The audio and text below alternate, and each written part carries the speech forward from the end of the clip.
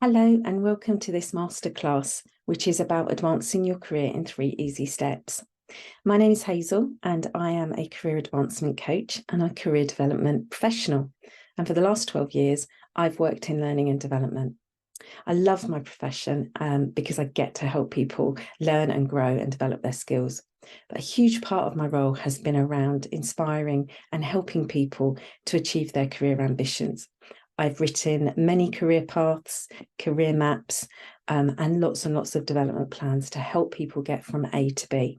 And today I'm going to share with you those foundational steps. So the 3 easy steps that will help you to get started with putting your career plan together.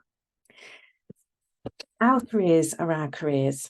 So nobody's going to give you a career and everybody's career is unique. So don't try and have someone else's career, and don't compare yourself to others either, because that will just wear you down. Just figure out what you want out of your life and what you want out of a career, and then go for it and go get it. So I hope you enjoy this masterclass, and I'll take you through these 3 easy steps. So the first step is around gaining clarity. And there's 2 parts to this. So gaining clarity around what you want and gaining clarity about why you want it. So being clear on what you want will really help you to gain focus and put the right plan in place and the right actions in place to get you from A to B. So what is it that you want? What role are you aspiring to? Or what career job are you aspiring to? Is it a promotion maybe? Is it a sidestep? Really sit down and really reflect on that. What is it that you actually want to do? Is it a long-term goal or a short-term goal? So if you do have a long-term goal, say, for example, you want to be Chief HR Officer or CFO or Managing Director of a company, really big goals, but quite a fair way off, might be 10, 20 years away, might be a bit earlier, depending on where you are in your career. But that is a long-term goal. And if that is your goal, then think about what's the short-term goals to get there?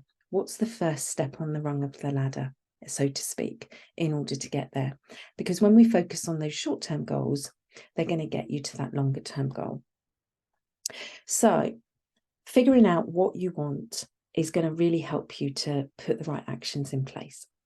So the second part around gaining clarity is really thinking about why you want it. What is it that's driving you towards it? Is it more money?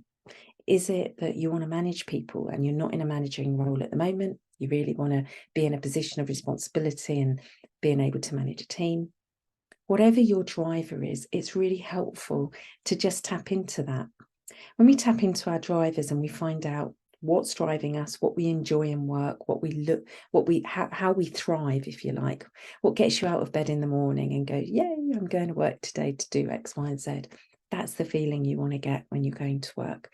We spend an awful lot of time at work, so be happy there. So thinking about why you want that role will really tap into finding the right role for you. So if you're aspiring to, I don't know, a manager role, and you go and find out about it, look at what the responsibilities are, look at what the outcomes and deliverables are, because once you've investigated all of that, you might discover actually it's not what you want to do, and your drivers or your why is not tapping into that role.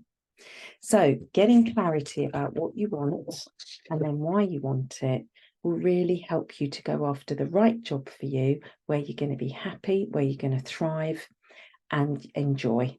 Okay. It will also help you to, when things are tough and you don't have time to complete actions, or some curveball comes in that throws you off track, it will be very easy to put your actions at the bottom of the pile if you don't have a strong enough why. So, okay. So let's move on to step 2. So step 2 comes after you know what you want and you know why you want it, and you've figured it all out, and you know what it is that you're looking for. So step 2 is around identifying and planning your development. Now, if you've discovered that role and you've looked into it and you can absolutely apply for it now, or put your hand up for that promotion now, and go for it. Absolutely go for it. But if you are sitting there and you're looking at it and you're thinking, don't have that level of expertise, don't have all that skill set, then that's when you might have to put a learning and development plan together in order to grow so that you can apply for that in 3 months, 6 months, 9 months, whatever your timescale is. Now, I am just going to bust a myth here, first of all. You do not need to have tick everything off on a job requirement list to be able to apply for it, okay? You really don't. But what you do need to be able to do is be honest with yourself. Can you actually do that job? And can you evidence to whoever you're going to talk to about that job that you can do it? And even if you haven't done some of those specific skills, how can you demonstrate that you would know how to do it? Or how could you demonstrate how you would approach it? So what you're telling them is that you're willing to grow, you're willing to learn, you pretty much know how to do this, but you might not have had the experience. So if you can go for the job, go for it. If you can't, and there is too much of a gap between the skills that are required in that job and your current skill set or knowledge, then you need to put that learning and development plan together. And this is where step 2 comes in. So gap analysis, which is what I've just talked about, is the very first step. So what's your, how would you rate your skills and the knowledge now? And where does it need to be able to have that promotion, go into that next role? That's the gap you're looking at, because then you can source the right learning to meet those gaps. Some considerations to think about as well when you're looking at learning. Consider how you like to learn. Yeah. Are you a self-studier? Are you someone that's quite happy to do this on your own? Or do you like to learn in a group? Do you want to go to a live classroom event, if you like, with an instructor that's talking you through learning? Or are you quite happy to watch back a video? Really thinking about how optimal that you can learn, so to speak. What support do you need? Do you need to tell your family and friends to leave you alone on a Saturday morning so you can do your studying? Do you need to get time out of work so you can do some studying or do some learning? Who's going to pay for it? Is it yourself? Can you afford it? Or is it your boss? Is it your company that you work for? Yeah. What's the level of support there? And how are you going to commit to the learning? How are you going to make sure that you find time in your diary to do this? This is where your why is really important, because if you know why you're doing this, you're going to have more of a reason to do it and more of a will to do it. There are lots and lots of different learning and training interventions, and we can bucket them under 3 categories. And I find it really helpful to make sure you've got a blended approach. So you've got learning in all of those categories, because it will just make your learning experience so much better, so much more enriching, and it will help you learn more effectively. So the 3 buckets of learning are formal learning. So formal learning can be things like training courses, qualifications, instructor-led training, and typically they will have objectives that training is going to meet, and there may be some sort of testing or assessment or outcomes to the end of the training that you're doing. Social learning is learning from other people. So that might be getting a mentor and learning from their wisdom and their experience. It might be a forum or a group of people that are coming together to study and learn together. It might be feedback from your manager. It might be one-to-one support or networking and going to events. All of those are social ways that we can learn, learning from other people, learning through people. And the last bucket is experiences, and experiences is the way that we typically learn how to do our jobs. So 70% of the way we learn in the workplace is through experiences. So this is your day-to-day tasks. This is additional tasks, stretch tasks. This is delegated work. These are projects. So think about how you can, gain a skill set or expand your knowledge through doing something in the workplace where you are stretching out your comfort zone. So, as I said, with learning, you've done that gap analysis, you know what gap you've got to meet to get from A to B, and now you can source the right learning and try and get learning from each of those buckets. So a bit of formal learning, a way to socially learn, and then how to embed that in experiences in the workplace. Choosing a blended approach will absolutely give you a much more enriching experience, and it will help you to learn much more effectively. So on to the last foundational step, which is around mindset. So it's all very well having goals and it's all very well having a learning plan, but we need to make sure that we've got the right frame of mind and that we're carrying the right mindset. And the right mindset is a positive one. So yeah, are you a half glass full person or are you a half glass empty person? If you're a positive person and you will seek those opportunities, you will naturally be open to looking for those opportunities. If you're somebody who has more of a tendency to look on, half glass empty, then think about how you can reframe some of your thoughts into a much more positive way. So things like accepting failure as an opportunity to learn, for example. Not beating yourself up if something hasn't gone so well, but thinking about what could you do next time to make that better. So really moving into a positive mindset will set you up for success. Now, there are two parts that I'm going to talk about with this as well. And the first part is about focus, consistency, and discipline. And these are traits that you have to flex and practice to get better at. But they are traits that will absolutely serve you throughout life with all goals. So focus is about really being really clear on the actions that you're going to take. So make them easy, make them realistic, make sure you can do them. Yeah. And the key is to have those small steps. Consistency is about doing those actions all of the time, not just one-offs. Repeat, practice, repeat, practice is how you're going to achieve those goals. Constant doing, constant reflecting.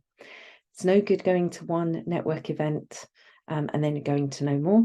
Go to one every month. It's no good seeing a mentor once. See them every month for 6 months.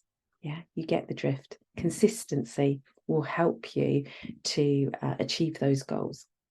And the third part is discipline.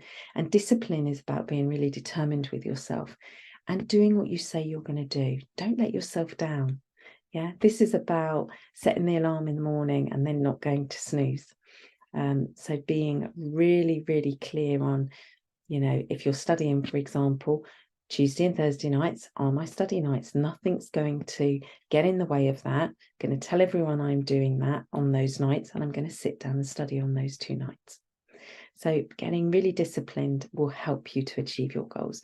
So put those 3 together, have a focus, be consistent, be disciplined, and you will absolutely achieve the goals that you have set yourself. The second part of this mindset is cultivating that growth mindset. So a growth mindset is about believing that you can learn and develop and that you can change and you can do things differently. It's about seeking the possibility. It's about saying, what if, and not closing your mind off to, I can't do that. It's a great, great thing to cultivate, and leans into positivity, which we spoke about at the beginning. So look at everything as an opportunity. A good way to help create some positivity is to create some affirmations that you can look at every day. When we're feeding those positive messages into our mind, it's like a little bit of cheerleading going on, but it's also reinforcing good messaging into your brain. So I have a set of affirmations, which is on my notice board next to my desk. And during the day, when I'm glancing around or having a break, my eye will pick up my new beliefs or my affirmations, and I can read them, and I'm sending those positive messaging into my brain. So things that begin with things like I will, I am, I can, I'm able to, I deserve, I am worthy. And if you can't think of any, or you're struggling to put some together, then download an affirmation app. There's lots out there. And look for them and just get 5 or 10 and pop them on your desk or on a screensaver so you can see them every day and read those messages.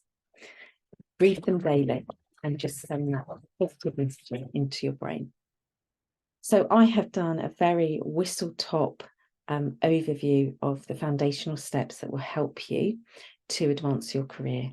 So really thinking about what you want, why you want it, and then putting the right learning and development plan in place to help you go and get it. And then getting the right mindset together, a positive mindset that's going to help you to believe in yourself and to achieve your goals. Remember, your career is your career, and you absolutely can have and do whatever you want, whatever you dream of. It is possible. You've just got to put your mind to it and put a plan together.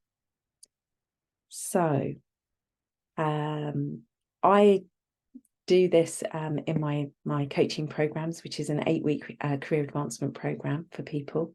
And if you would like to get involved with that, and you'd like to sign up for one-to-one coaching, then just get in touch. So 8 weeks, you get my undivided attention, you get messaging support, a full library of resources, and you get 4 one-hour coaching one-to-one sessions. And we cover everything that I've covered today, but in a much deeper dive. And the program is designed to what your goals are and what you want to achieve. And you will succeed, and you will achieve what you set out to do. I will hold you accountable in a nice way. I will challenge you, and I'll be here as your personal champion.